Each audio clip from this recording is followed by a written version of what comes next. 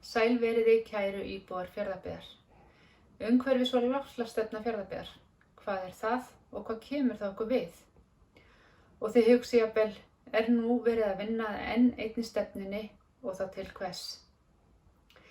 Í stuttu máli sagt, þá erum við í Fjarðabyggð eitt púsl sem er hluti af stóra púsluspili heimsins. Út frá fyrrgreindu skoðum þá aðeins umhverfis- og loftslagsstefnu Fjarðabyggðar í samhenginu. Fjarðabyggð er 10. fjölmennasta sveitarfélag landsins, þar sem er að finna ein öflugustu og framsæknustu fyrirtæki á landsvísu. Og það er nokkuð sem við erum ákaflega stolt af. Hér á eftir mun umhverfisstjóri sveitarfélagsins, Anna Berg, kynna umhverfis- og loftslagsstefnu Fjarðabyggðar. En hún vann stefnuna að beiðni eigna skipulags- og umhverfisnefndar. Síðasta sumar voru drög að stefnunni lögð fram til kynningar og umræðu í öllum fastanefndum sveitarfélagsins ásamt bæjarráði. Afrakstur þeirrar vinnu er svo hér til kynningar. Þakka ég fyrir mig og gef Önnu Berg orðið. Þar sem Fjarðabyggð er svo mikilvægur hluti af íslensku samfélagi eins og raun ber vitni, þarf sveitarfélagið að spegla flestar af aðgerðaáætlunum ríkisins. Og nú í júní síðastliðnum kynnti ríkisstjórn Íslands nýja aðgerðaáætlun í loftslagsmálum, þar sem meginmarkmiðið var kolefnishlutlaus rekstur íslenska ríkisins árið 2040. Og þegar þetta er stefna ríkisins, getur við í Fjarðabyggð þá bara staðið aðgerðalaus hjá? Nei, það er hæpið. Og þess vegna hefur Fjarðabyggð lagt í vinnu við að móta umhverfis- og loftslagsstefnu sem byggir á bæði alþjóðlegum markmiðum og sáttmálum eins og Parísarsáttmálanum og heimsmarkmiðum Sameinuðu þjóðanna, sem og innlendum markmiðum íslenska ríkisins. Við innleiðingu stefnunnar verður svo tekið upp bókhaldsform, grænna skrefa og losunarbókhald, en munum að margt smátt gerir eitt stórt og hvert skref í átt að umhverfisvænum lausnum, sama hversu smátt það er rétt skref. Fjarðabyggð hefur sem stjórnsýsluvald möguleika til þess að verða leiðandi afl. En hvernig? Jú, við getum og eigum reyndar að gera það í gegnum aðalskipulag sveitarfélagsins, við útgáfu framkvæmdaleyfa, en svo síðast en ekki síst í gegnum starfsemi sveitarfélagsins. Leiðarljós umhverfis- og loftslagsstefnu Fjarðabyggðar er í 5 liðum. Leiðarljósin eru langtímasýn sem vísar okkur veginn. Í fyrsta lagi að draga úr losun gróðurhúsalofttegunda og þá sérstaklega koltvísýrings, verndun náttúru og búsetulandslags.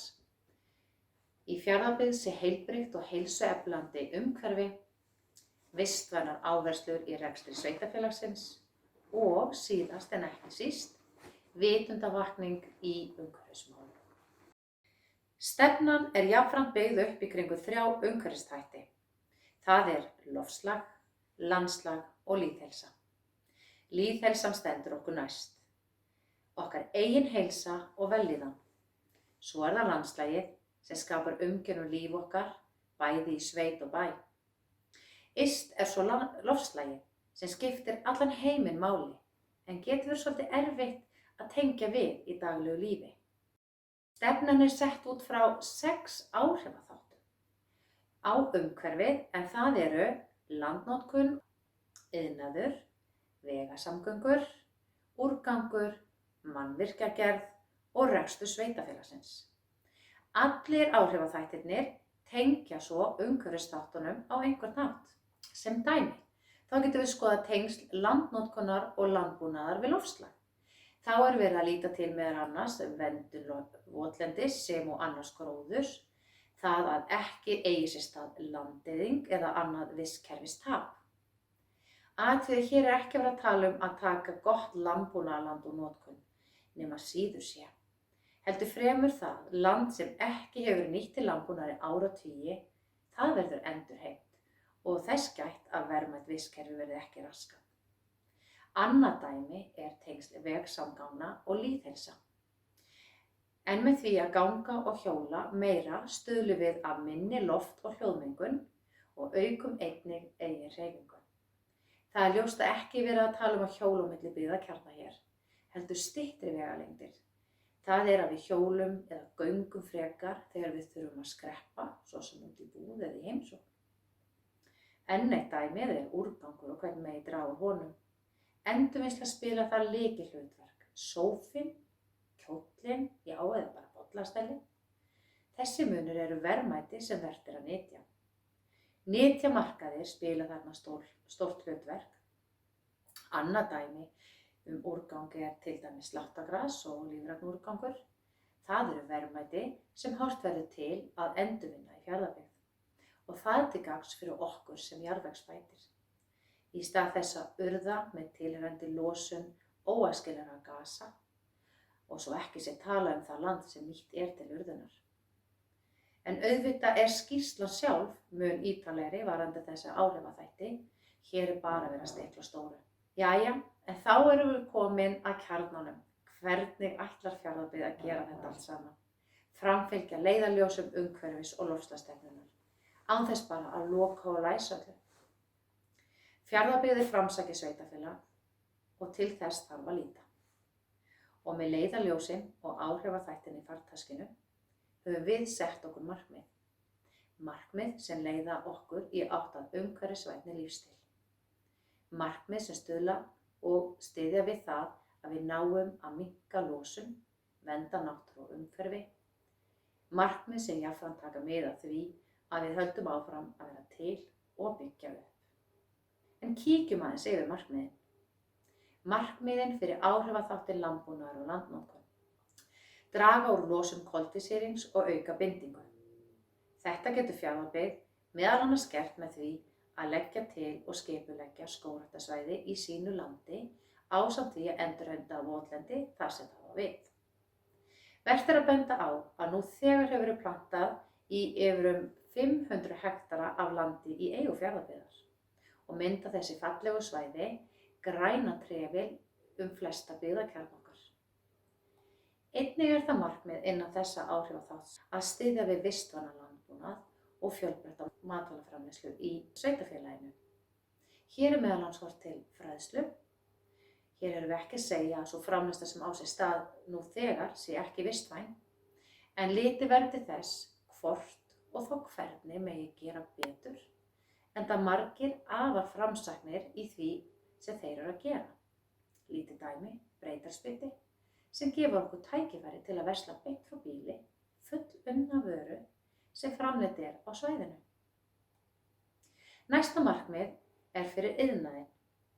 Hér horfir Fjarðabyggð til þess að styðja við framsækinn og öflugan iðnað en með sjálfbærni að leiðarljósi. Hvetja fyrirtæki til að tileinka sér grænt bókhald og grænar lausnir í sínu starfi. Og að styðja við orkuskipti í iðnaðarstarfsemi og hafna í sveitarfélaginu. Markmið fyrir vegasamgöngur. Fjarðabyggð vill styðja við orkuskipti í samgöngum. Svo sem með því að bæta aðgengi að rafhleðslustöðvum í byggðakjörnunum. Einnig að sköpuð verði góð skilyrði fyrir virkan ferðamáta innan þéttbýliskjarnanna, til dæmis með því að tryggja öruggar göngu- og hjólaleiðir, en einnig með því að skipuleggja nærþjónustu í göngufæri við sem flesta. Þetta getur Fjarðabyggð haft áhrif á í gegnum meðal annars skipulagsvinnu. Markmið fyrir úrgang. Stuðla verður að endurnýtingu og endurvinnslu og að það verði eðlilegur og daglegur hluti á lífi okkar. Einnig vill Fjarðabyggð stuðla að jarðgerð og nýtingu lífræns úrgangs, bæði garðaúrgangs og matarleifa. En eins og við vitum þá er úrgangur verðmæti.